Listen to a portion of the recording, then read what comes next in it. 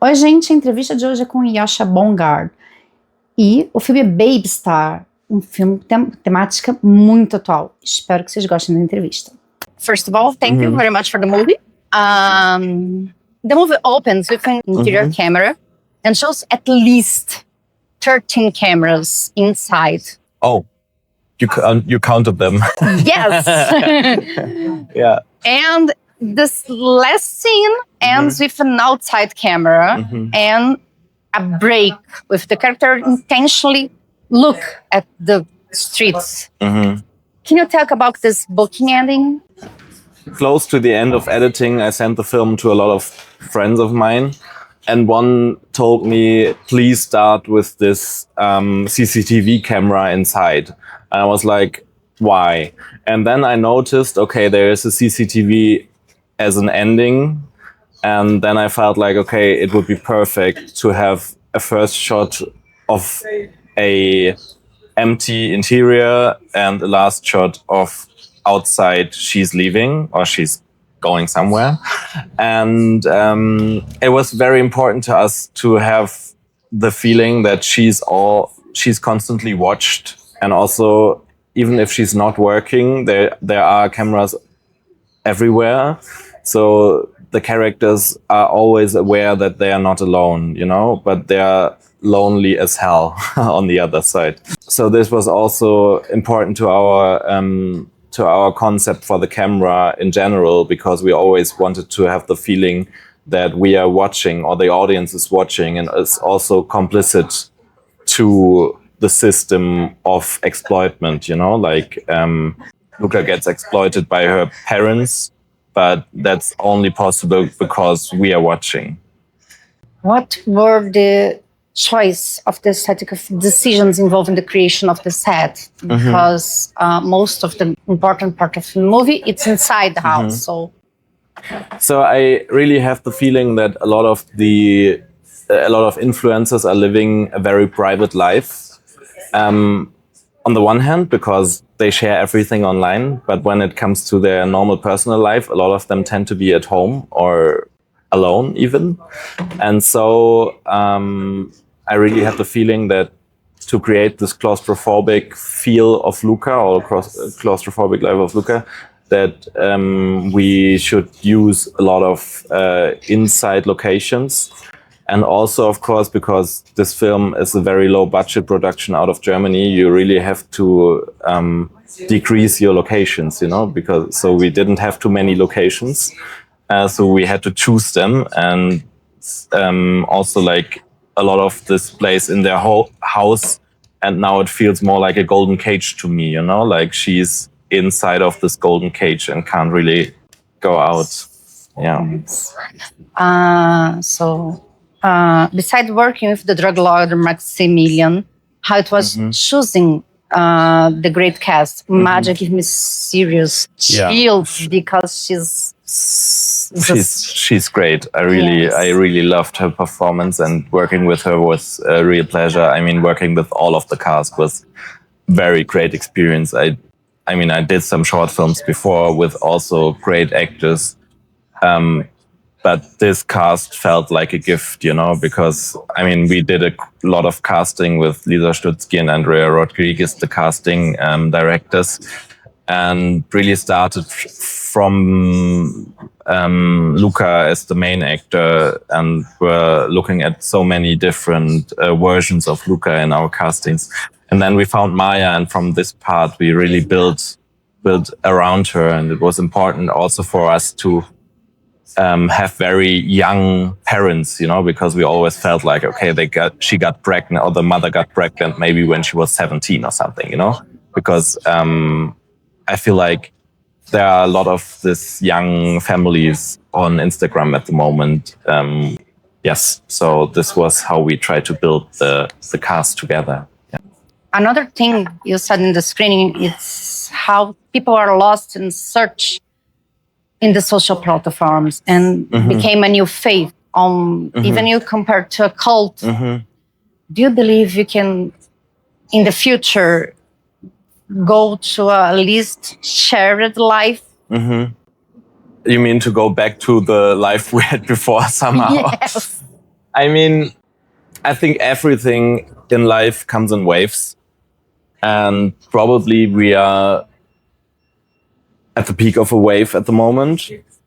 But also on the other hand, I have the feeling through artificial intelligence, this will even go more up.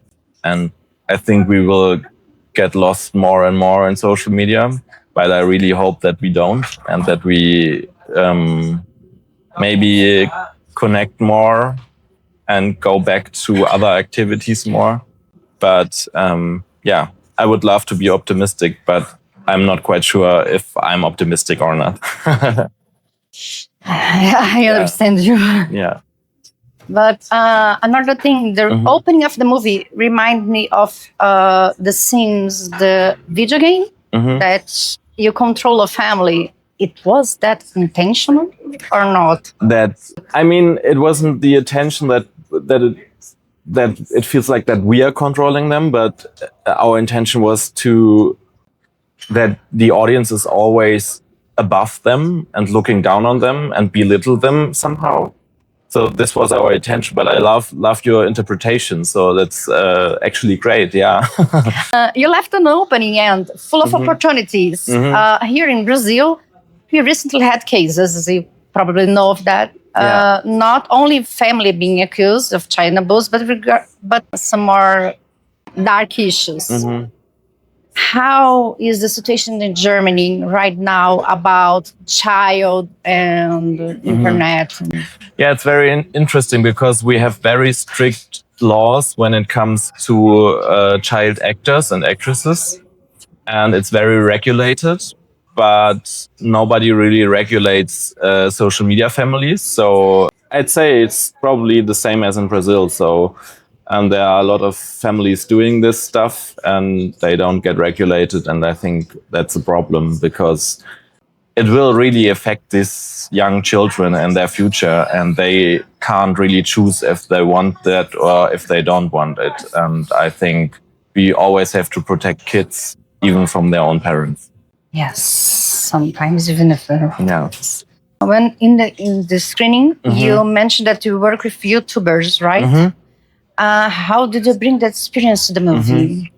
Yeah, for me, because it was like 10 years ago, and that's been like the golden age of influencing in Germany. Like crazy amounts of money were paid to these very young people, and so this was somehow the backstory we imagined for the parents of Luca, that they were like influencers their own, but not that successful with it.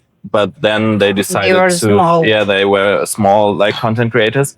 But then they decided to become or to get a child, and then like everything exploded. And so I think my experience back then was really great for the background of everything. Yeah.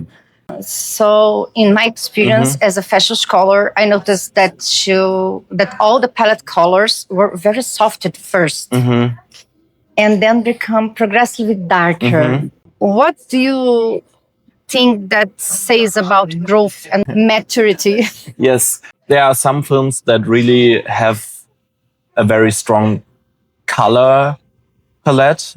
Yes. But our film was more about lighting, I would say. So we really wanted to have this bright feel in the beginning and then go darker and darker in the lighting. And also like more or less this orangey tone that you can find in the movie a lot, was a little by accident, but I think it was very great to change this lighting from bright to going darker and darker. And we really felt like making this not as a coming of age, but more of a thriller genre looky thing. Yeah. And the work. Yeah. And the soundtrack. Yeah. A little bit homage. I don't know. It was getting darker and dark and like. Yeah. Yeah. I think we with a lot of choices, we just wanted the audience to be uncomfortable. It wasn't comfortable. And that's, I mean, I think it's a hard watch, really. But I think if you dive into it, you can find something in there. Because, yeah, we really wanted to get the feeling that Luca has into the body of the audience. At the same time that you remove the brands in the clothes and everything and in the names, we can see that brands, we can recognize which brands they're talking about. Can you talk about this processing of not allowing your movie to become a product placement? Yeah, it was very important to us to not show brands, and also on the other hand, show that so many brands are around. And also not advertising for any brand was also very important to us. But of course, if you talk about this stuff and you don't want to make up brands, then your film is criticizing them on the one hand. On the other hand, it's also like getting the brands in the heads of the people again. So it's also a dilemma. Yeah. We have a current trend of quite luxury, but that's not always the influence aesthetic. Can you tell me more about the wardrobe decisions and the choice for the house itself? So like you said that they have you chose. So we wanted to be very zeitgeisty also with the outfits, and the costume department did a great job. And I think one rule was that in every scene, Luca wears something else because she's a product herself and she has to show around like clothes all the time. And for the interior and the art department, it was also very important to us to show how minimalistic they live somehow, but I can definitely imagine their wardrobes are being full of shit, like clean on the outside, but very chaotic in the inside. And I found out for myself that I really like this minimalistic style of interiors, and I really think it also shows the loneliness of them in their own house somehow.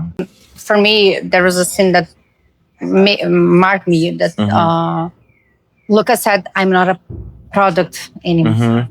And that was that's on point for me. Thank you for that. I didn't ask you how it was in German to get all this. You said it was difficult, but the funding, you mean? Yeah, funding. I mean, we have a great funding system, but it's very hard to get in. So when you are in, it's great, but it takes time to get the money and then make your films. Yeah, because I love Germany. Media and movies and series and everything. And also like shooting with Maximilian was just great. He's the loveliest guy in the world, I'd say. He's really a special human being. Yeah. I have a final question because I know that we research a lot and probably a lot of research was online. It was. Without naming names and forgetting about Kardashians and other product programs. Can you share what was your weirdest thing that you've seen in your research?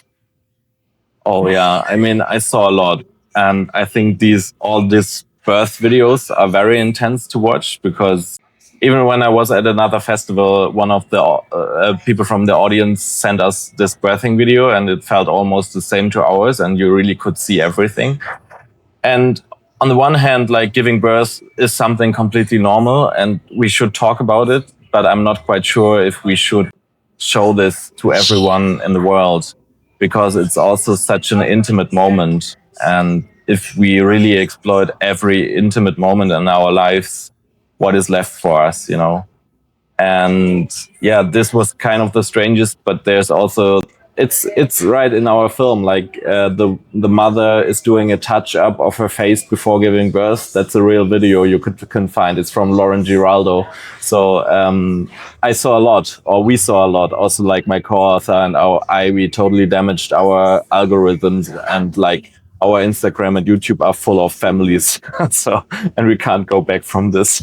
Yes, I think that you need a psychology. Yeah.